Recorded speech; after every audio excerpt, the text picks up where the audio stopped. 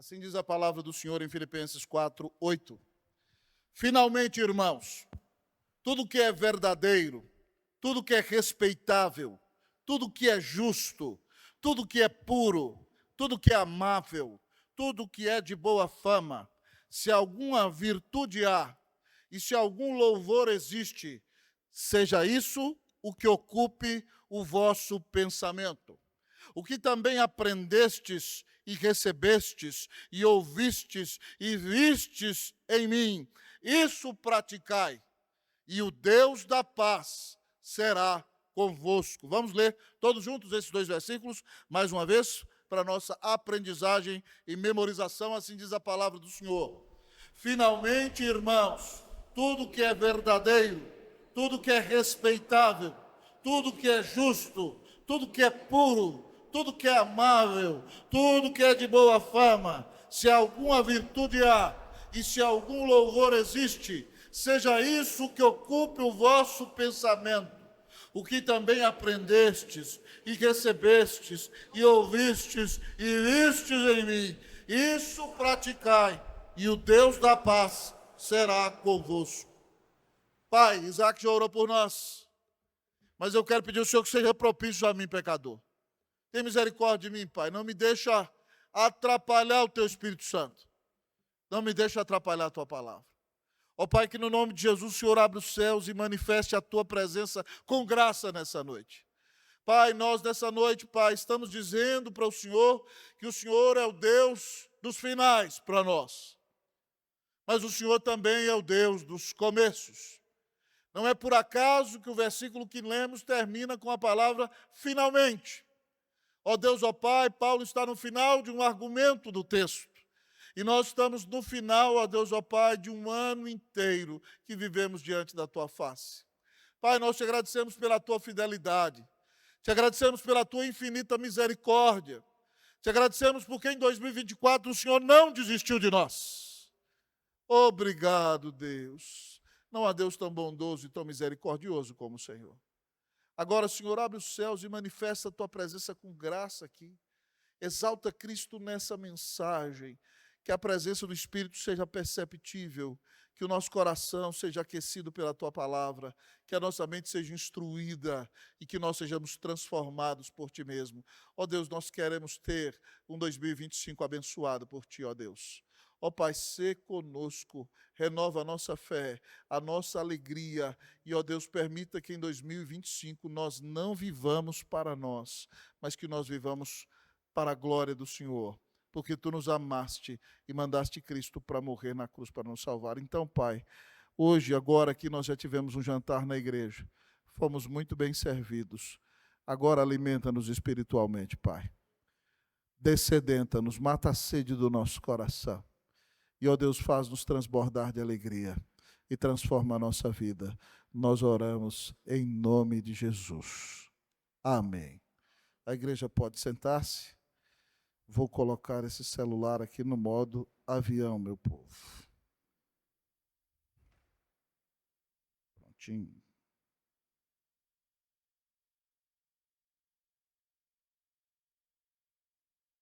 Quem quer ter um 2025 abençoado, diga amém. Todos nós queremos ter um 2025 abençoado. A pergunta que nós temos que fazer é a seguinte: pastor, como ter uma vida abençoada? No domingo, irmãos, quando eu preguei no texto anterior a esse, dos versículos de 1 a 7 de Filipenses 4, o apóstolo Paulo nos ensinou aqui como ter uma vida cheia de paz. Os argumentos de Paulo foram fortes. Ele disse no versículo 1, permaneça firme. Em segundo lugar, ele disse, viva em unidade na igreja, nos versículos 2 e 3. Em terceiro lugar, ele disse, alegrai-vos sempre no Senhor, outra vez digo-vos, alegrai-vos, alegre-se em Jesus. Em quarto lugar, ele disse que nossa gentileza tem que ser conhecida de todos os homens, porque o Senhor está bem pertinho de nós. Nós devemos ser gentis e moderados. Mas ele disse que, em quinto lugar, se nós queremos ser cheios de paz, no lugar de andarmos ansiosos, nós devemos buscar a Deus intensamente em oração. E a conclusão do apóstolo foi que, se fizermos isso, seguirmos esses 5 pontos que eu disse a vocês, Consequentemente, começa com um aditivo, versículo 7 diz: e a paz de Deus, que excede todo entendimento, guardará o vosso coração e a vossa mente em Cristo Jesus. Para concluir o seu argumento, depois de nos ensinar como sermos cheios de paz, hoje, nessa virada do ano, para nós que desejamos ter um 2025 abençoado por Jesus, Deus usa o apóstolo Paulo nessa noite para nos apresentar a revelação de Deus na sua palavra, que nos ensina como ter uma vida abençoada. Como ter uma vida abençoada. Meu sincero desejo para você em 2025 seja que a graça do Senhor Jesus Cristo, o amor de Deus, a comunhão, o consolo e a unção do Espírito Santo sejam sobre a tua vida, em nome de Jesus. Amém! Como ter uma vida abençoada, pastor? Em primeiro lugar, o nosso texto nos diz: pense corretamente. Como ter uma vida abençoada? Pense corretamente. Vou falar mais uma vez para aqueles que gostam de anotar. Como ter uma vida abençoada? Pense corretamente. Fique comigo no versículo 8. Paulo diz: finalmente, irmãos, depois de tudo isso que eu falei aqui, para abençoar a vida de vocês, eu vou fechar com chave de ouro. E é impressionante que Paulo não perde a docilidade. Ele é plantador da igreja de Filipos, ele é apóstolo de Cristo Jesus, mas ele os trata carinhosamente. Ele não impõe sua autoridade, ele os trata com amor. Ele diz: finalmente, irmãos. E aí ele vai nos ensinar a pensar corretamente. Ele diz: tudo que é verdadeiro, tudo que é respeitável, tudo que é justo, tudo que é puro, tudo que é amável, tudo que é de boa fama, se alguma virtude há, se algum louvor existe, seja isso que ocupe o vosso pensamento. Paulo deixa a cereja do bolo para o final, irmão. O mais importante fica para o final. Paulo diz que o que deve ocupar o nosso pensamento, o que deve povoar a nossa mente, o que deve dominar as nossas ideias, os nossos projetos e os nossos sonhos. Ele começa a dizer: ocupe o vosso pensamento tudo que é verdadeiro. Nós, amados irmãos, não podemos acreditar nas mentiras do diabo. Muitas vezes, amados irmãos, a maioria das coisas que passam na cabeça das pessoas são fruto da sua própria imaginação. De repente você vê um irmão na igreja no domingo e o irmão está preocupado com alguma coisa e está gemendo com algum problema e passa do seu lado e não olha para você. Está vendo? Essa pessoa me odeia, ela não quer saber de mim, vou falar com o pastor. E você já cria toda uma cena, um teatro na sua cabeça, que o irmão está te odiando e quer matar você só porque ele não te cumprimentou naquele dia. Talvez ele estivesse passando por um momento difícil. E você nem foi ao encontro dele e disse: irmão, como é que eu posso abençoar a sua vida? Você já criou todo um julgamento e toda uma sentença. O que o apóstolo Paulo está dizendo é que nós não devemos, irmãos, deixarmos-nos dominar por pensamentos errados. Mas o que deve ocupar a nossa mente é tudo o que é verdadeiro. E se nós queremos que o que é verdadeiro ocupe a nossa mente, o que deve estar em nossa mente é o que é verdade. Jesus disse de si mesmo: eu sou o caminho, a verdade e a vida. Se eu quero pensar o que é verdadeiro, eu tenho que pensar em Jesus o tempo todo. Porque Ele me amou e deu sua vida na cruz para pagar os meus pecados. Mas se eu quero pensar o que é verdadeiro, eu tenho que me lembrar o que Jesus orou por mim e por você lá em João 17. Ele disse: santifica-os na verdade. A tua palavra é a verdade. Então, meu querido amigo e irmão, eu não posso deixar que a minha cabeça viva com ilações, imaginações de coisas que não são reais, mas eu tenho que encher a minha mente e o meu pensamento com a verdade da palavra de Deus.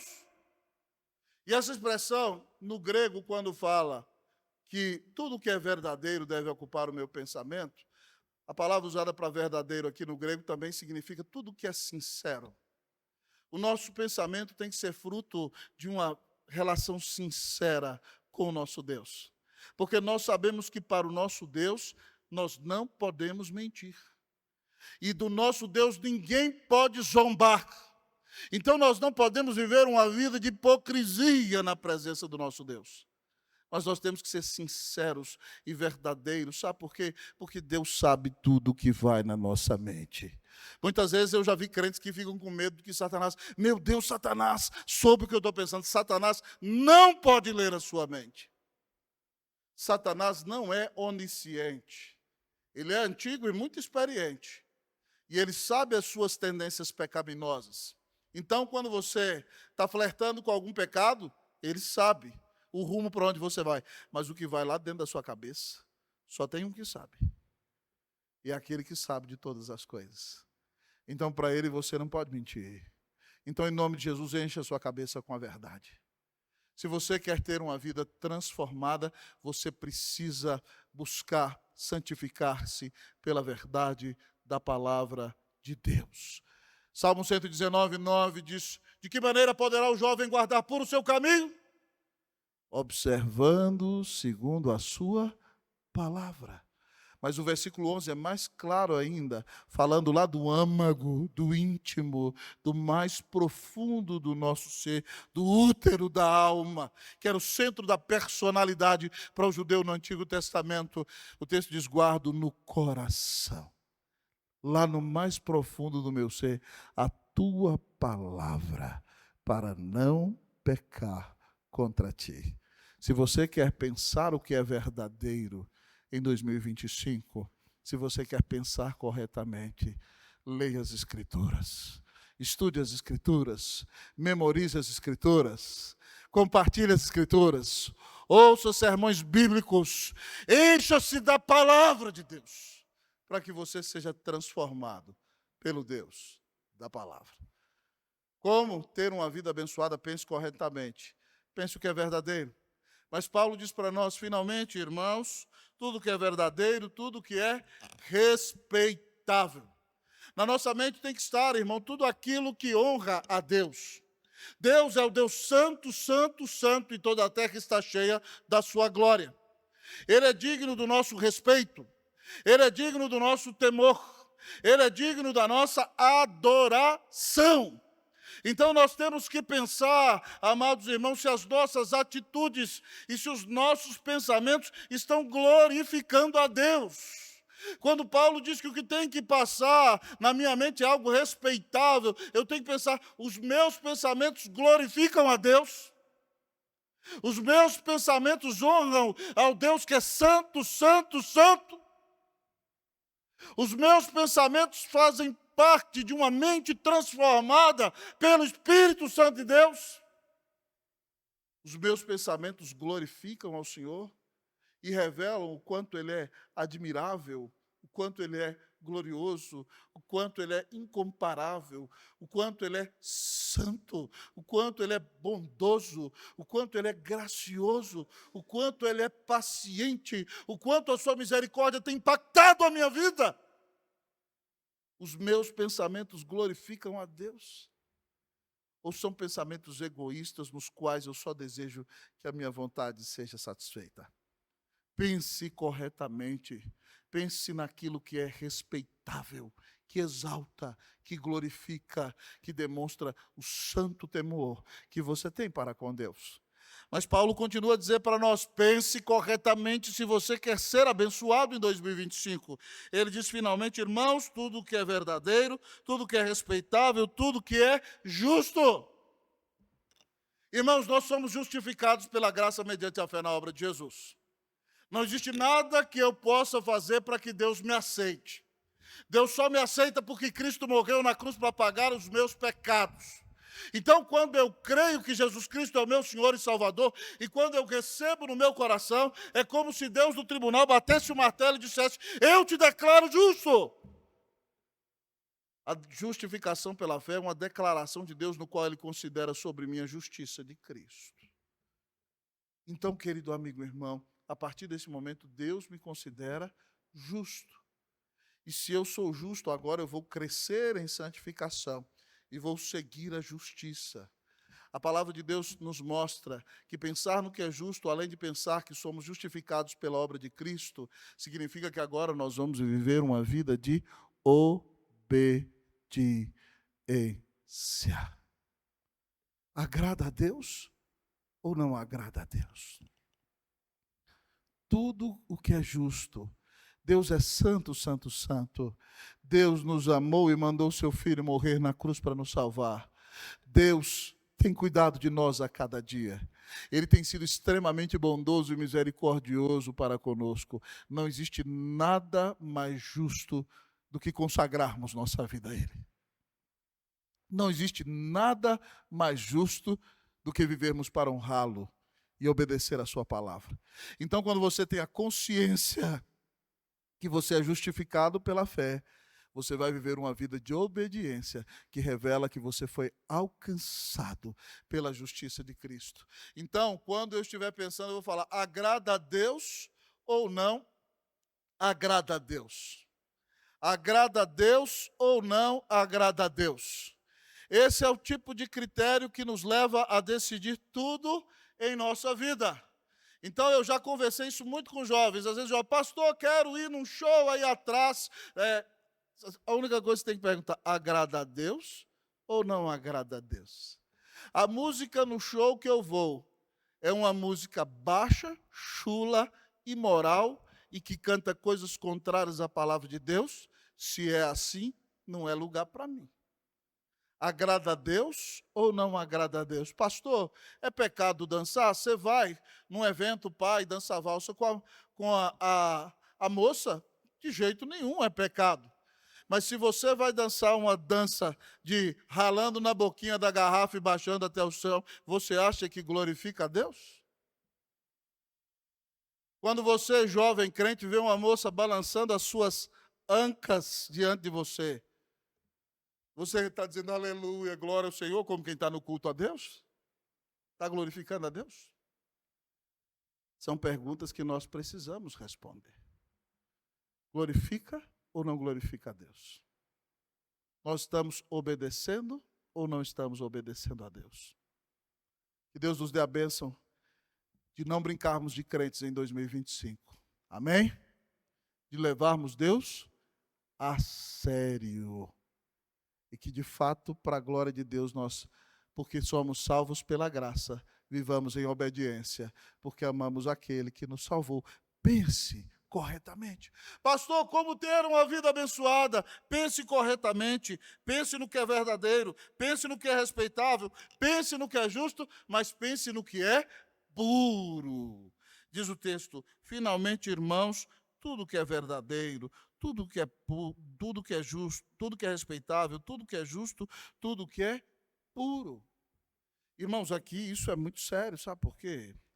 Porque a palavra de Deus diz para nós que se nós olharmos para qualquer mulher que não seja nossa, com intenção equivocada, nós já adulteramos com ela.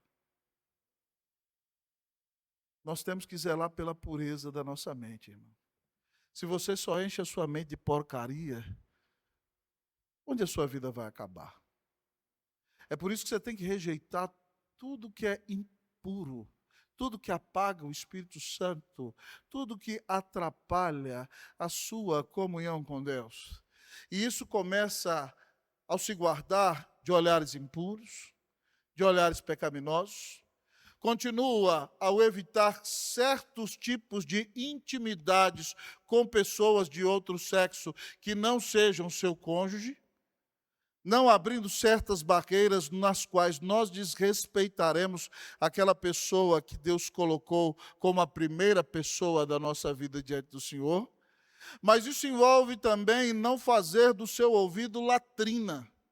Porque eu vejo muitos crentes que tentam obedecer e viver uma vida digna, mas eles estão no meio secular e de repente os colegas começam a falar piada suja e eles começam, pelo amor de Deus, meu irmão. Você não tem que ser conivente com esse tipo de coisa. O seu ouvido não é lixo. Você não pode dar risada com coisas que não glorificam o Senhor. Não pode, irmão. Nosso Senhor é santo, santo, santo, irmãos. E a Bíblia diz seguir a paz com todos e a santificação, sem a qual ninguém verá o Senhor. Nosso Senhor é santo. Ele não se mistura com coisa impura. Você fala, pastor, mas ninguém é perfeito do lado de cá do céu. Não é, meu irmão. Mas você peca, se arrepende, pede perdão e se consagra ao Senhor. Mas você não vai viver uma vida de hipocrisia e de impureza. Mas você vai consagrar a sua vida nas mãos do Senhor. Há uma frase impactante de um grande pregador escocês do século XIX, Robert Murray McCheyne, um grande avivalista presbiteriano, um exímio teólogo e um homem cheio da unção de Deus. Morreu aos 29 anos, por tanto se dedicar à obra, mas experimentou um grande avivamento em sua igreja. Robert Murray foi pregar na ordenação de um pastor e disse o seguinte para aquele jovem pastor: o que o meu povo mais precisa é da minha santidade. Um ministro santo é uma arma poderosa nas mãos de Cristo Jesus. Eu quero parafrasear Robert Murray e aplicar isso para todos nós crentes. Eu quero dizer para você que o que os seus colegas de trabalho, a sua família, os seus amigos precisam, o que eles mais precisam é da sua santidade. Um crente santo é uma arma poderosa nas mãos de Cristo Jesus. Que Deus faça de você alguém mais consagrado a Jesus em 2025, amém? É hora de se arrepender de todas as suas impurezas. É hora de pedir, Jesus, lava minha mente. Dá-me um coração totalmente de Cristo.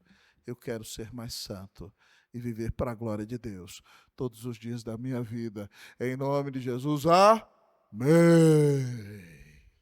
Pastor, como ter uma vida abençoada?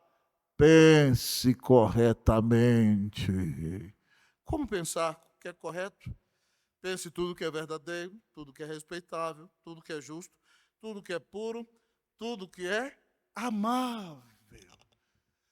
A ideia da palavra amável aqui no grego, amado irmão, é aquilo que vai fazer bem para o meu irmão.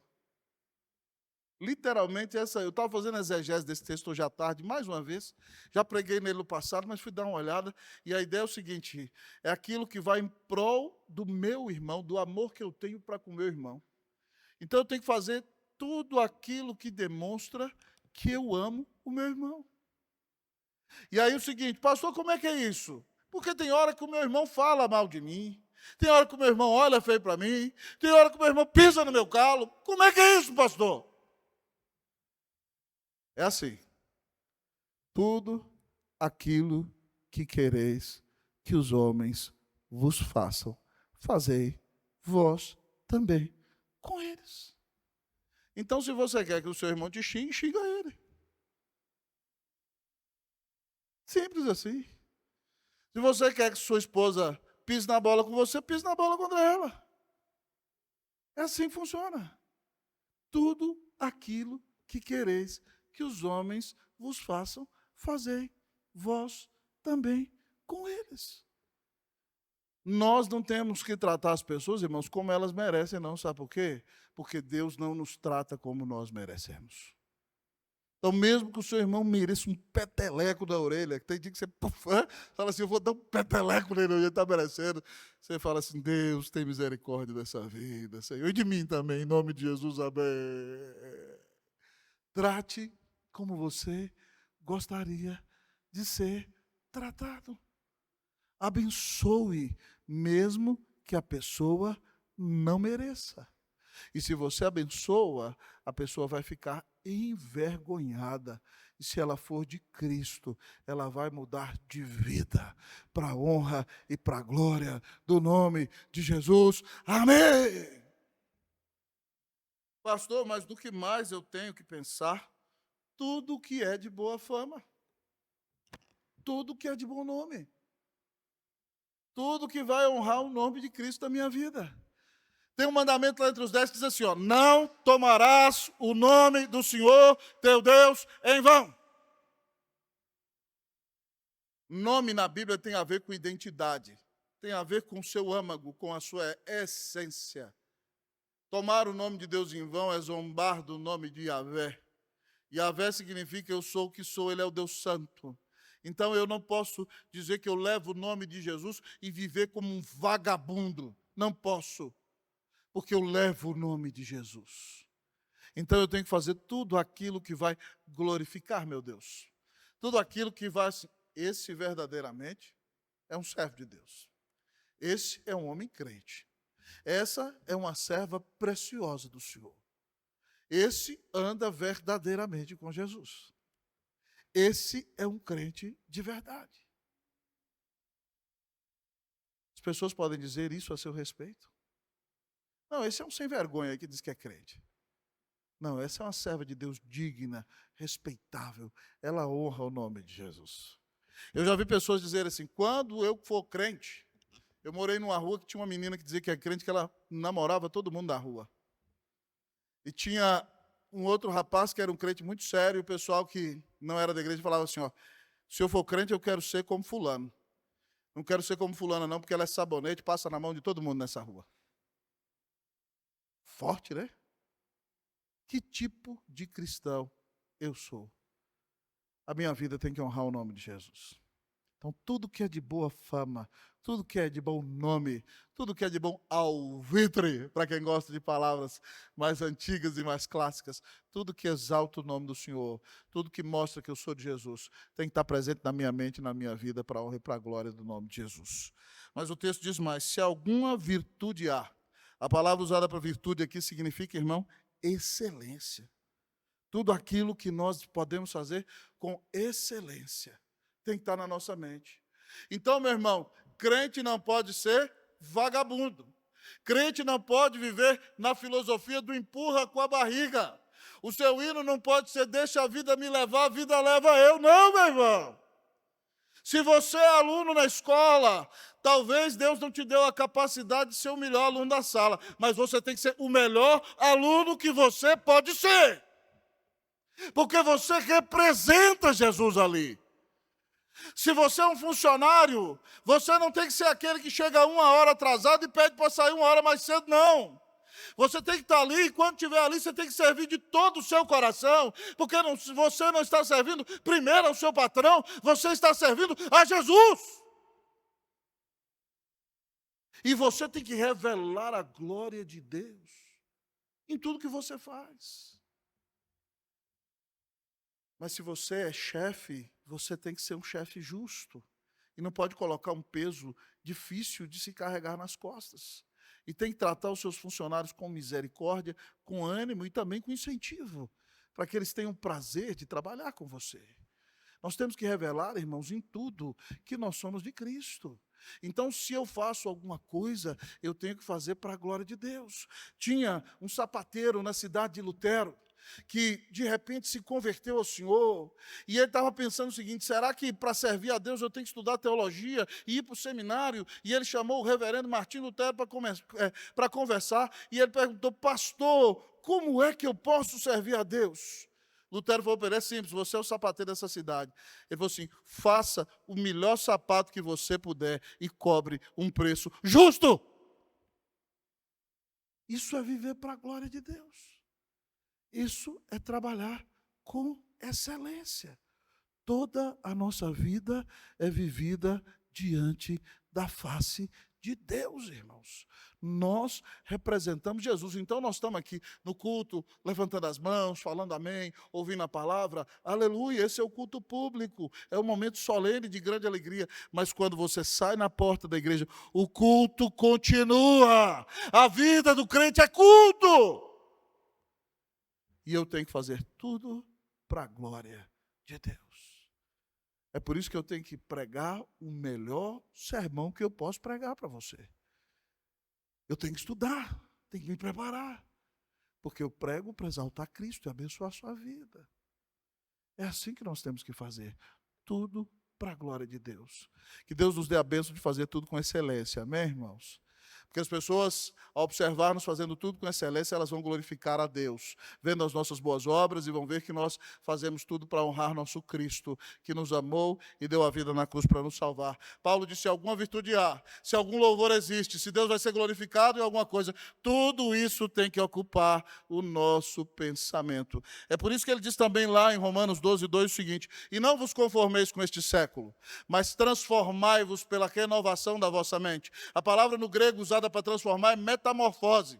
Ele diz o seguinte, que nós não devemos entrar na forminha do mundo, no molde do mundo, não vos conformeis com este mundo, com este século, mas transformai-vos. Experimente uma transformação total como? Pela renovação da sua mente. Mude sua maneira de pensar.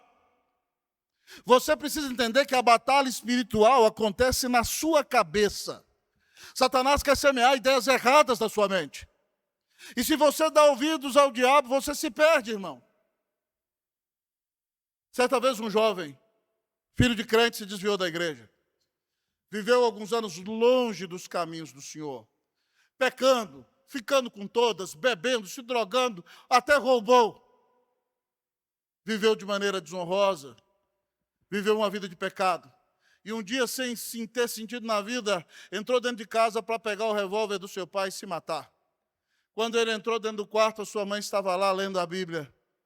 E a mãe dele disse: o que você tem, meu filho? Ele: mamãe, eu quero acabar com a minha vida. E a mamãe dele virou para ele e falou assim: meu filho, por que você não ora? E aquele moço caiu de joelhos do lado da cama da mãe, chorando. Pediu perdão a Deus por todos os seus pecados. Recebeu a Cristo e se tornou um dos maiores pregadores da história deste país. Mas ele estava pensando em tirar a sua própria vida. Satanás colocou besteira na cabeça dele. A mamãe falou: filho, por que você não ora? E quando ele orou, o Espírito de Deus entrou na vida dele. Ele foi transformado. E há mais de 50 anos tem dedicado a pregar a palavra de Deus, formar pregadores e ser uma bênção nas mãos de Cristo Jesus. O que está ocupando a sua mente? Pare de pensar besteira. Pare de dar ouvidos ao diabo. Pare de achar, dizer assim: oh vida, oh tristeza, oh azar, coitadinho de mim, Deus não me ama, ninguém se importa comigo, tudo é errado para mim, minha vida é uma tristeza. Pare com isso! Jesus morreu por você. Você custou o sangue do Filho de Deus. Então, se você quer ter uma vida abençoada em 2025, pare de pensar besteira e encha a sua cabeça com o que está na palavra de Deus. E você vai ter uma vida abençoada em nome de Jesus. Amém! Pastor, como ter uma vida abençoada? Segundo lugar, imite o que é bom. Como ter uma vida abençoada, imite o que é bom. Paulo diz no versículo 9: o que também aprendestes e recebestes, e ouvistes, e vistes em mim, isso praticai. Paulo diz que nós temos que imitar o que é bom. Ele fala para os filipenses: ei, vocês me viram andar com Cristo, não foi? Então, o que vocês aprenderam de mim, está falando do conteúdo das mensagens que ele pregou e ensinou.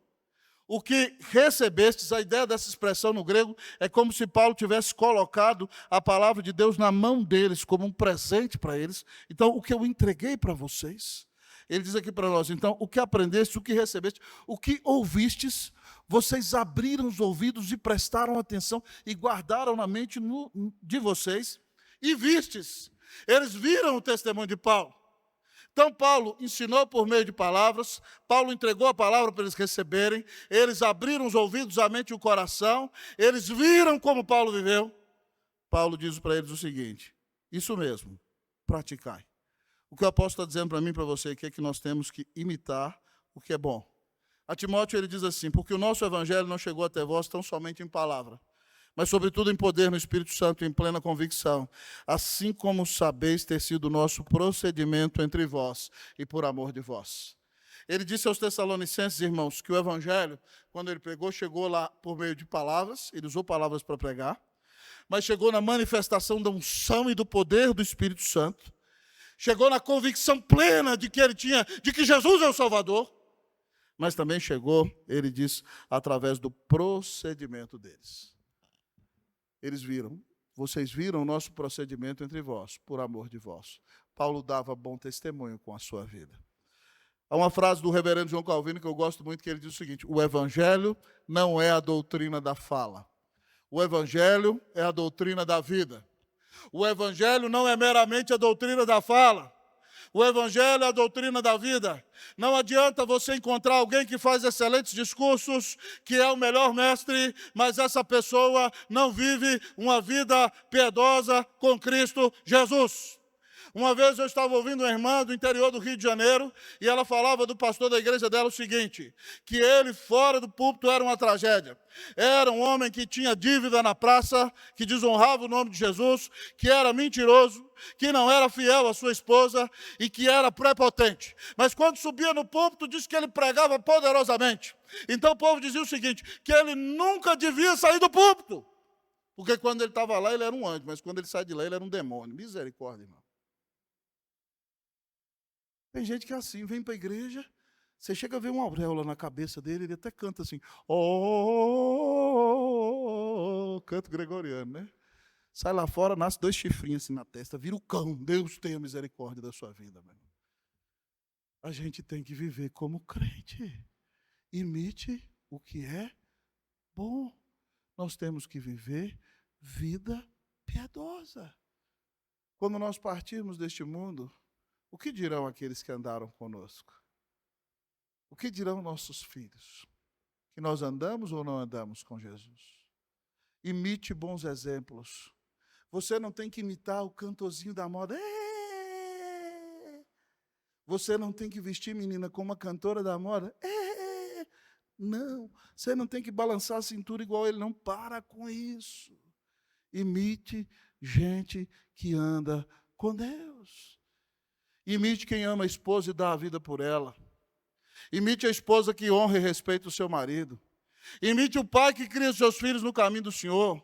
Imite o irmão que vive de joelho na presença de Deus, que ainda que não tenha muitos recursos e não seja o mais rico da igreja, mas é crente e piedoso e dá testemunho e é uma bênção nas mãos de Jesus. Em 2025, imite bons exemplos, se você quer ter uma vida abençoada, em nome de Jesus, amém! Pastor, como ter uma vida abençoada? Você quer ter uma vida abençoada em 2025? Como ter uma vida abençoada? Pense corretamente. Imite o que é bom. Mas como ter uma vida abençoada? Desfrute a comunhão. Desfrute a comunhão. Paulo termina o nosso texto dizendo: e o Deus da paz será convosco. E o Deus da paz será convosco. Eu acho maravilhoso isso daqui, sabe por quê, irmão? Porque ele disse lá em Romanos 5 que quando nós cremos em Jesus, e Deus bate o martelo no tribunal e declara que agora nós somos inocentes, nós temos paz com Deus.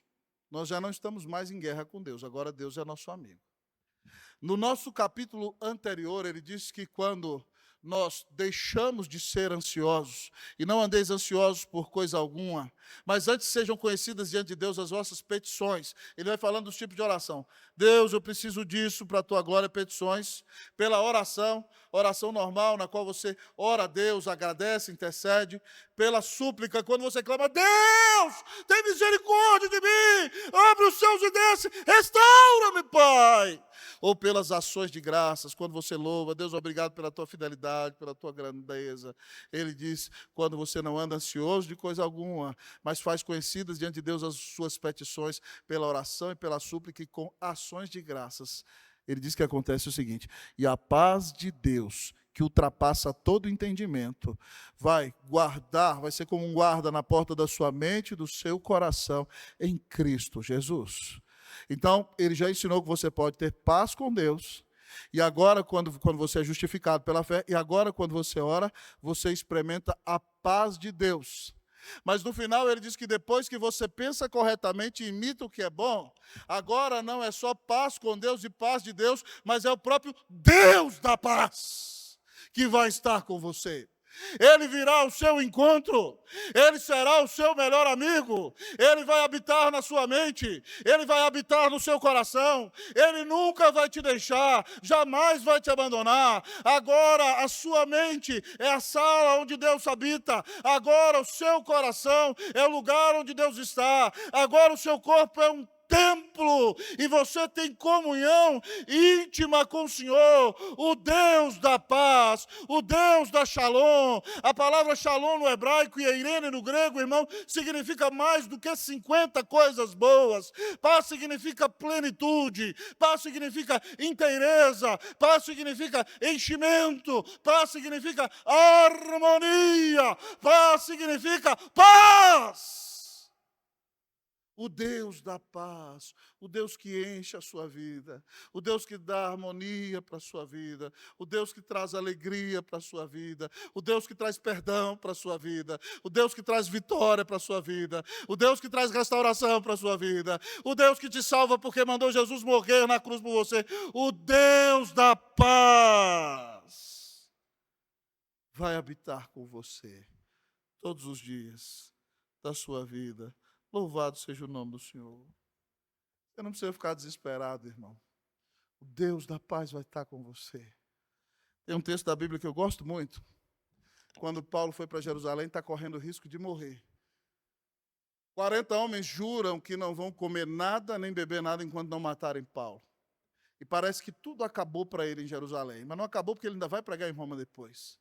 Mas quando está tudo dando errado e parece que ele está indo para a morte, Atos 23, 11 diz que, em determinado momento, quando Paulo está trancado na cela à noite, o Senhor Jesus entrou na cela e se colocou ao lado dele e disse para ele o seguinte: coragem, Paulo, porque do mesmo modo que deste testemunho de mim em Jerusalém, é necessário que também o faças em Roma. Pasme comigo. Jesus está ao seu lado. Você tem a presença de Jesus. Ele vem e se coloca ao seu lado. Ele está presente na sua vida. O Deus da paz habita em você por meio do Espírito Santo. Mas você tem a palavra de Jesus. Coragem, Paulo! E você tem os propósitos de Jesus. Porque do mesmo modo que você deu testemunho de mim em Jerusalém, você dará em Roma. Louvado seja Deus. Deus vai estar com você todos os dias de 2025, se você de fato crê em Cristo Jesus e quer viver uma vida de comunhão com Deus. Creia no Senhor e você será salvo. Receba-o em seu coração e você será perdoado. Tenha comunhão com Ele, o Espírito Santo vai encher e vai transbordar a sua vida. E você vai ser cheio do poder e da presença de Jesus. E nós poderemos perceber em você amor, alegria, paz, longanimidade, benignidade, bondade, fidelidade, mansidão e domínio próprio. Porque a sua vida vai ser cheia da presença de Jesus. Que em 2025 Deus faça de você alguém vazio de si mesmo e alguém cheio de Jesus. Você quer ter uma vida abençoada em 2025? Amém? Como ter uma vida abençoada, pastor? Pense corretamente, imite o que é bom, desfrute a comunhão.